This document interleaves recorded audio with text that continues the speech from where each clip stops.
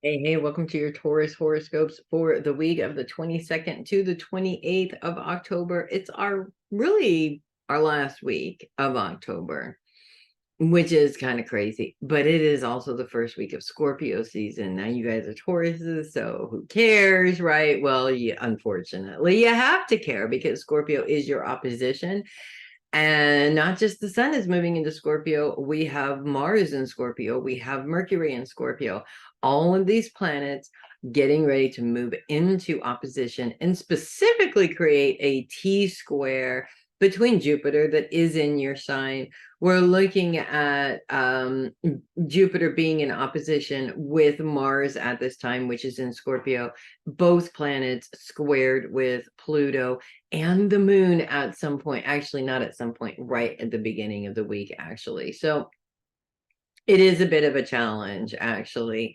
And that is really sad because we've had a lot of challenges in the fixed signs, and then we finally got a break and it was over, and then boom, we're into it. We're into it again. It's just a whole different elemental influence from what it was before. That's all. So luckily, these planets move pretty quickly. It shouldn't be a challenge for too terribly long. It is a challenge for the most part this week. And we're going to end the week with the moon in Taurus as well, which is going to amplify that challenge. So we're sort of seeing the moon playing into this challenge right at the beginning of the week and ending the week in Taurus, amplifying this challenge both at the beginning and the end, like bookends, really. Taurus's focus really is on those you love, although Jupiter is moving that influence into the home as well. So really focusing on those people inside the home, the people that are closest to you, really is what I feel this is all about here. Both planets continue to be retrograde, Uranus and Jupiter this week. So we're mirroring that back at ourselves. And actually, with Jupiter's influence being on those in the home, those that are closest to you, Jupiter's all about expansion. It's really not about expanding the number of people. Maybe we're trying to keep it down to a bare minimum, specifically, rather than adding more people into it. So this influence actually kind of works in your favor, if that makes sense. Mars's focus is on career. So here we are again with that sort of difficulty, that challenge between my responsibilities at home and my responsibilities to my career. And then we bring Pluto into this, which is very much focused on you. All of that influence, that transformational power is focused on you. Now, I get a couple of different things from this. One, the first thing here is that this got a lot of focus on career, got to be able to have some time to focus on home too. This is a problem for a lot of people. And we deal with this problem a lot. It comes up a lot. In astrology, it comes up a lot. So it is a major challenge that most of us deal with in some way, shape, or form. And you don't have to have kids.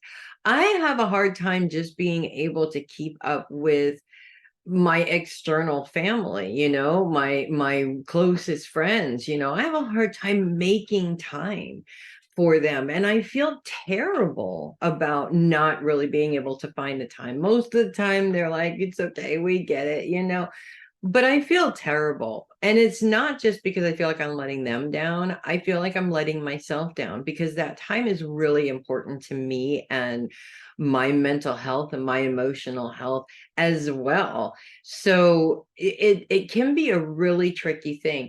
However, Pluto coming into that. And what's interesting is that Pluto's also in a grand sextile with Uranus and Neptune still all week long.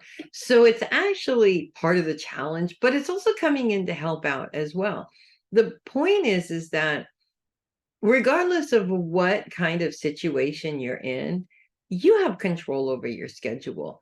You have power over your time because it's yours. Nobody else should have power over that time. And I feel like the lesson here is to get out of that crazy oh my God, I'm being pulled in a million different directions space, and to come back to center and to say, okay, which of these places that I'm being pulled in do I really feel it's necessary to continue to feel like I'm being pulled in that direction? Is it in your best interest? And if it isn't, and it's not something you can deal with right now, it might be a good idea to put that to the side. Also, there's an element of your job can't take up all of your time. Lots of jobs like to do that. They really do. Some don't, many of them don't, but there are quite a few jobs that seem to think that you should just be available to them 24/7, especially those remote jobs. So I feel like a lot of this has to do with boundaries on those specific types of places as well, or anybody that seems to be taking more of your time than they should be taking. This comes up a lot with a lot of different people also. And sometimes it's the job, sometimes it's our family members, sometimes it's some random person who just for some reason thinks that they should take up all of your time. I've experienced this in a multitude of different ways. The point is that I have found that when I get all emotional about the situation and stressed out about the situation, I have zero control over the situation. I can't fix it. I can't make it better. I can't do anything. When I take a step out of that emotion and the stress of that and look at it for what it is. Yes, I might feel bad that I'm putting this person off, but for my own mental health and sanity, I need to put this person off because what they need is not as important as what I need to get done right now. And while that doesn't eliminate feeling bad about it, it does help. Now you're looking at this in a way that is more progressive. The other way, the emotional way, you just get stuck.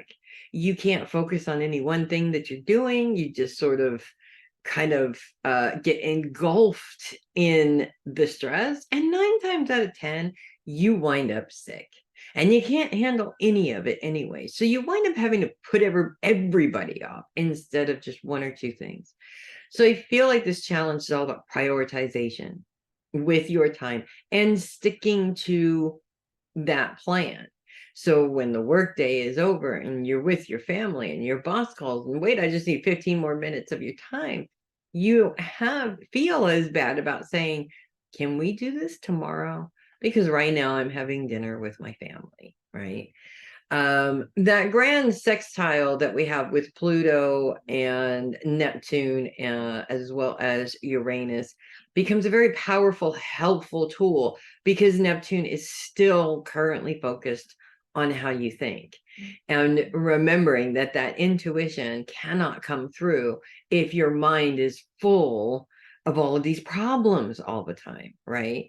This is a particular problem I've noticed for a lot of women, although I can't say that men don't do this, but then again, I'm not a man, so I don't know, but I can't say men don't do this. I will say that the one that I'm married to does do this a lot, but we tend to just take on all the problems and they become such big problems. It really slows us down when we do that. And I feel like Neptune's, at least I know in my own experience, that the intuition, which is coming through to show me what I can do to possibly solve this problem, is either not coming through at all or it's getting garbled. It just gets sucked into all the worry stuff and then it's unhelpful at that point.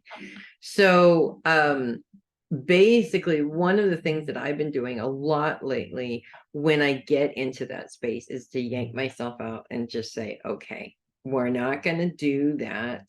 Let's prioritize what's important and come up with the best solution that we can.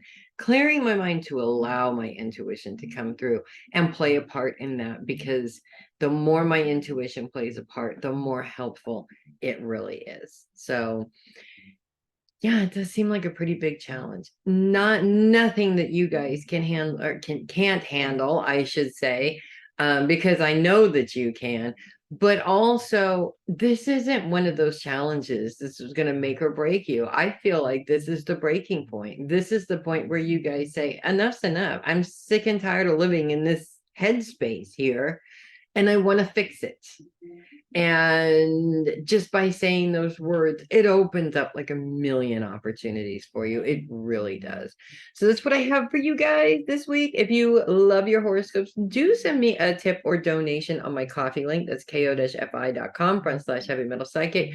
Or you can click the link in the description and get right to it. Easy peasy. I would really appreciate that.